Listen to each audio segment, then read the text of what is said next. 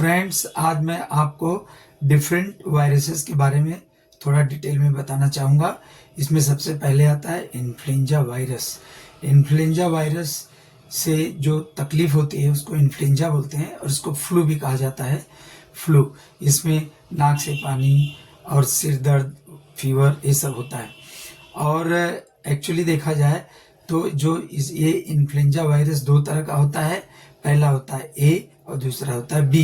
ए बहुत डेंजरस होता है, इसमें नाक, गले और लंग्स में इन्फेक्शन हो जाता है, जो कि सीनियर सिटीजन में काफ़ी खतरनाक होता है, क्योंकि जब उसमें इन्फ्लुएंजा वायरस ए की वजह से वायरल निमोनिया होती है तो सीनियर सिटीजन की लाइफ खतरे में पड़ जाती है और ज़्यादातर केसेस में डेथ हो जाती है।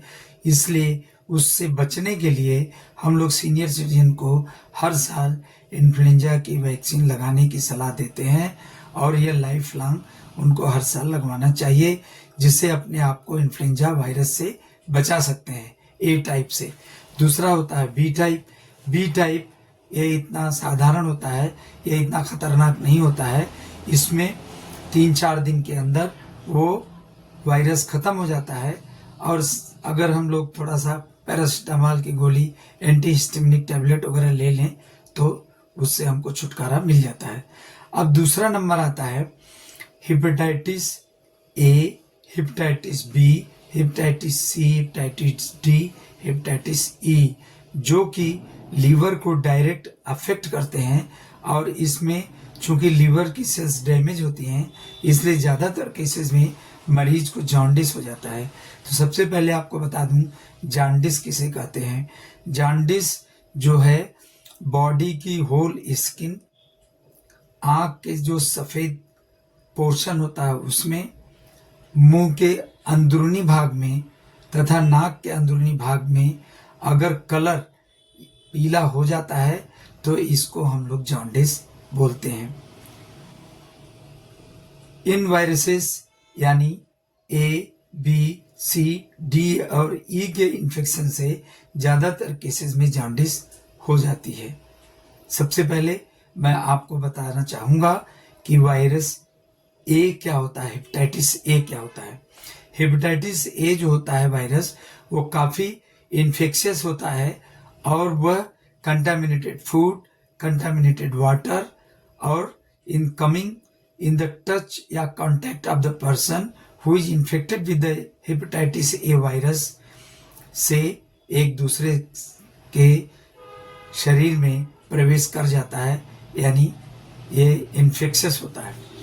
और ज़्यादातर यह वायरस इन्फेक्टेड आदमी के फीकल मैटर में एक्सक्रीट होता है, वहाँ से यह दूसरे लोगों के शरीर में इन्फेक्ट करता है। जबकि आदमी बराबर अपना हाथ वगैरह नहीं धोता है, हाइजीन मेंटेन नहीं करता है, तो इस बीमारी के होने के चांसेस बढ़ जाते हैं। जब हेपेटाइटिस ए किसी व्यक्ति में होता है तो यह फ्यू वीक से लेके कुछ मंथ तक उसके अंदर रह सकता है और इसके होने के बाद अच्छी बात यह है कि व्यक्ति के अंदर लाइफ लॉन्ग इम्यूनिटी हो जाती है और यह जीवन के लिए खतरनाक नहीं होता है। हेपेटाइटिस ए की वैक्सीन अवेलेबल है। इससे बचने के लिए हम 2 वैक्सीन अगर लगवा लें तो 20 से लेकर 30 ईयर्स तक हमको हेपेटाइटिस ए वायरस के अगेंस्ट इम्यूनिटी प्राप्त हो सकती है। इसके बाद नंबर आता है हेपेटाइटिस बी का। हेपेटाइटिस बी काफ़ी डेंजरस वायरस होता है, जो कि लीवर को पूर्णतः डैमेज कर देता है, जिससे उसको कभी कभी सिरोसिस हो जाती है। अगर इसको बराबर कंट्रोल ना किया जाए तो यह कैंसर ऑफ लीवर भी प्रोड्यूस कर सकता है। Hepatitis B contaminated syringe, contaminated blood transfusion और अनसेफ सेक्स द्वारा एक दूसरे में ट्रांसमिट होता है। यह सैलाइवा या टच करने से नहीं फैलता है। हेपेटाइटिस बी को हम प्रिवेंट कर सकते हैं बाय वैक्सीन, लेकिन इसको हम क्योर नहीं कर सकते, किंतु मेडिसिन द्वारा हेपेटाइटिस बी को कंट्रोल किया जा सकता है। एक बार किसी को यह संक्रमण हो गया हेपेटाइटिस बी का, जो कि हम HbS-Ag का सरफेस एंटीजन टेस्ट करके पता लगाते हैं, तो हमको मालूम पड़ता है कि ये इस व्यक्ति के अंदर हेपेटाइटिस बी का संक्रमण हो चुका है। हेपेटाइटिस बी एक बार संक्रमण कर दिया तो यह लाइफ लॉन्ग किसी न किसी फॉर्म में उस व्यक्ति के शरीर में रहता है। अगर किसी को हेपेटाइटिस बी पॉजिटिव है तो in due course of time वो निगेटिव हो सकती है, क्योंकि उस व्यक्ति की इम्यूनिटी जो है वायरस को वॉश आउट कर सकता है।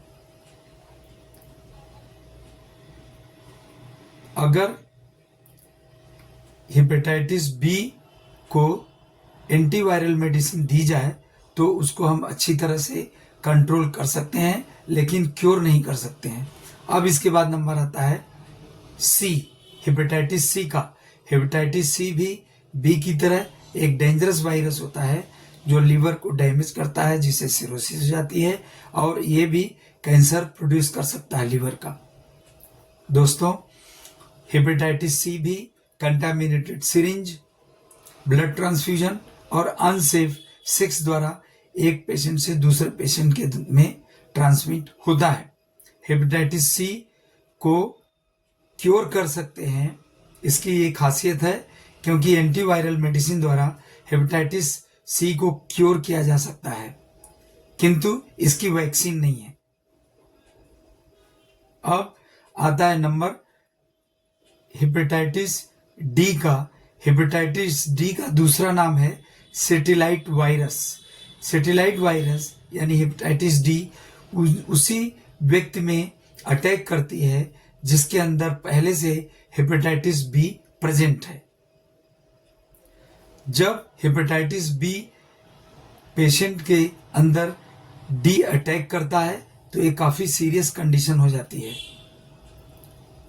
Hepatitis B, hepatitis C, hepatitis D और हेपेटाइटिस ई का वैक्सीन अवेलेबल नहीं है, पर हेपेटाइटिस बी का वैक्सीन अवेलेबल है। इतना बताने के बाद मुझे उम्मीद है कि आप लोगों को हेपेटाइटिस के बारे में कुछ पता लग गया। अगर किसी व्यक्ति को जो कॉमन हेपेटाइटिस है जैसे बी और सी, अगर ऐसा संक्रमण हो गया तो घबराने की कोई ज़रूरत नहीं है। अच्छा है अगर आप गैस्ट्रोएंटरोलॉजिस्ट का ओपिनियन लेके अपने हेपेटाइटिस को मैनेज करें, तो इसके रिजल्ट काफ़ी अच्छे आते हैं, घबराने की कोई ज़रूरत नहीं है। अब यह बताने के बाद मैं आपसे विदा लेता हूँ। तब तक के लिए stay healthy, stay happy. Thank you very much. So nice of you.